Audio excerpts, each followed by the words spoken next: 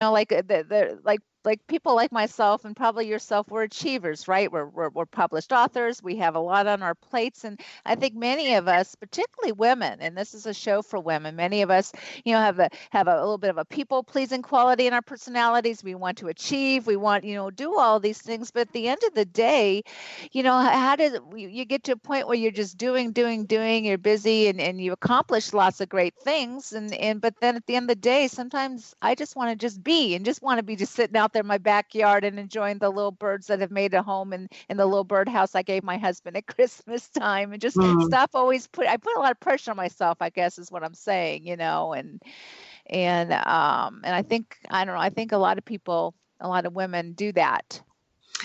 Yes, we get pretty addicted to efficiency. We get addicted to, again, it's not dissimilar to the same thing we get when we're scrolling on Facebook. We get a hit of dopamine, which makes us feel good.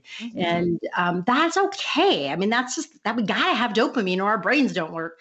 But when it's not connected to a larger, why bother? When it's not connected to a larger sense of, why am I doing this? When it's efficiency for efficiency's sake, or as you said, for people pleasing, or I have a client right now who we're working on getting her to write more. And this is a dream of hers since she was 5, and she's 50, and she's never really done it. And she's so conditioned to put everybody else first.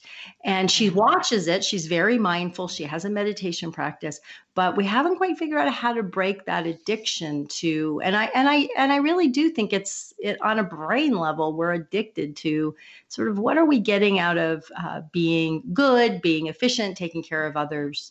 And it's quite a rewiring process. I just led one of my week-long retreats, and it's fascinating to watch women still struggling with the guilt that they feel about taking a week for themselves. I'm like, really? We're in 2019 and you still feel guilty about this?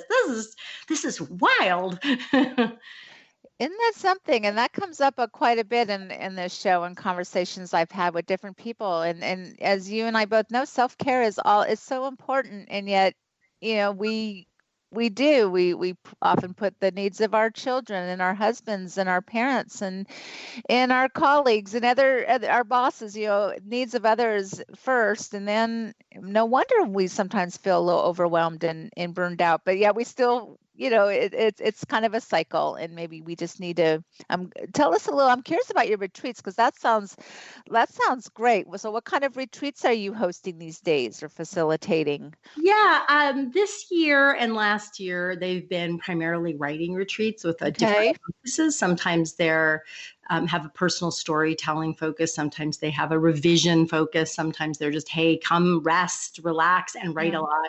Next year, we'll be creating some retreats that are more centered around the new book, the little bit more find that desire and find what's next. But we'll still have some writing retreats too. And the point of them really, I heard myself saying to my assistant yesterday, writing is kind of a cover, and it serves women really well. It's not that they don't want to write. It's not that this isn't a desire, but they need an excuse to take the time for themselves. The deeper thing that I do at my retreats in lots and lots of layers and different ways is I help women listen to what they really want. Yeah. And that is the crux of the new book. And that's really the crux of my work in all these years. And it's really what self-care is about. Self-care has become such a trope. I saw a magazine cover in the grocery store yesterday, and the person on the cover was labeled a self-care activist. I'm like, what the heck? What? I mean, I didn't open it, so I have no idea what it meant. And I watched Queer Eye, which is this wonderful show on Netflix, a couple of times this week. My husband was out of town, and it was super fun. And, they're all about self-care and loving yourself and nurturing yourself. And yes, it is an essential message, but without context, it is usually nothing more than empty words or a marketing ploy. Yeah. It has to have the deeper context of what are my deep desires? What is mine to do here, even if it feels incredibly impossible or uncomfortable? What is mine to live? And then in its core, I believe it is essentially saying, I am here to live life, to open to life. I think that is at the core what we desire, to be seen, to be loved, and to live fully. But it takes all kinds of flavors and forms. But without following that and paying attention to that, then I think self-care becomes just another bubble bath. Okay. And and with the writing, and which I completely agree. I think that's a very, very powerful way to help connect with really what we want and what we're about in life, and asking those questions to ourselves, those important questions. And you Mm. can do that, as you know, in writing. And I'll share with you, Jen, I really found myself and found my voice in healing. When I started the blogging, I was a very Mhm. stressed out mom and stressed out public school teacher back in 2008, 2009. And I started the Warm Milk Journal and started writing about how I wasn't sleeping at night and I was filled up with all this anxiety. And I really got a following. I think a lot of women resonated with that, with the struggles I was having. And so, but over the years, it's like I just became feeling more empowered and felt more strong within myself and more Mhm. confident in myself. And that's why I'm 52 years old now. And I feel like finally, not that I'm, every day still I have my challenges, but I'm getting there, and Mhm. writing Mhm. has been a huge positive impact on me. And I always encourage people in my blog posts and in the books that I'm writing now. I always have a journal writing prompt idea. I think it's a very powerful way to help ourselves. I do agree. I've been trying the chat. Ironically, the chapter that I haven't been able to write this morning is about the power, essential, necessary need to tell our stories and Mhm. have them witnessed. And it's one of the things I see happen on my retreat. It's been one of the most transformational things for me. I spent 4 years and 500 pages writing a memoir, which completely failed as a work of literature, but gave me the understandings and changed me profoundly, and then gave me the understandings that became the underpinning of this book.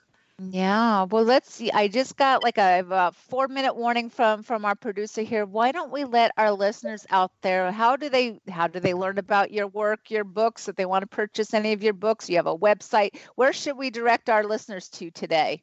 You can go to Jennifer Louden, LOUDEN.com, and we have a great freebie for you if you're, really, really helpful for getting creatively unstuck.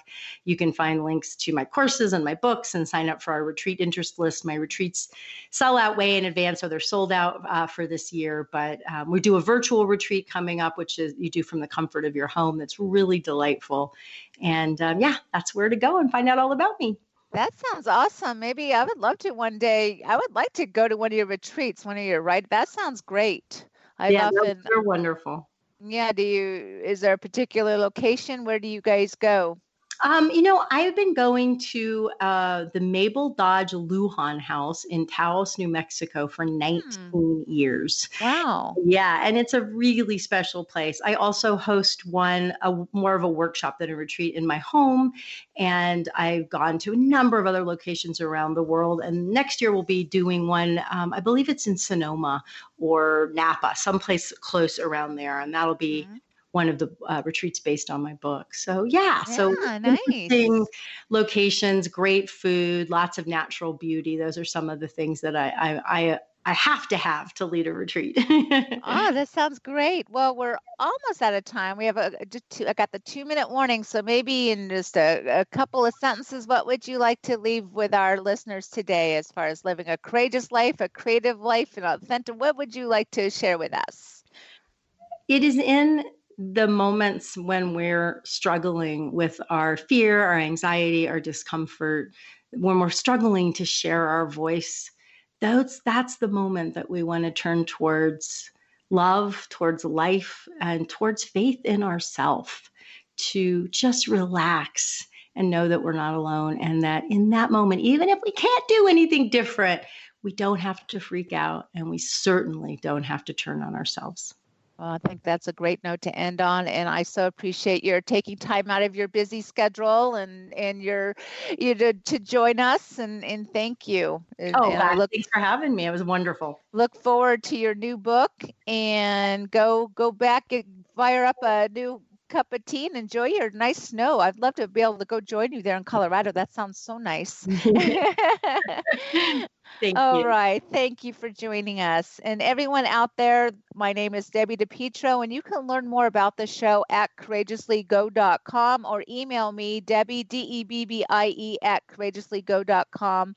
I would love to hear from all of you. I enjoy all the feedback I get from you. So, ladies, until next time, remember this: it's our time to shine. Let's make it so and courageously go.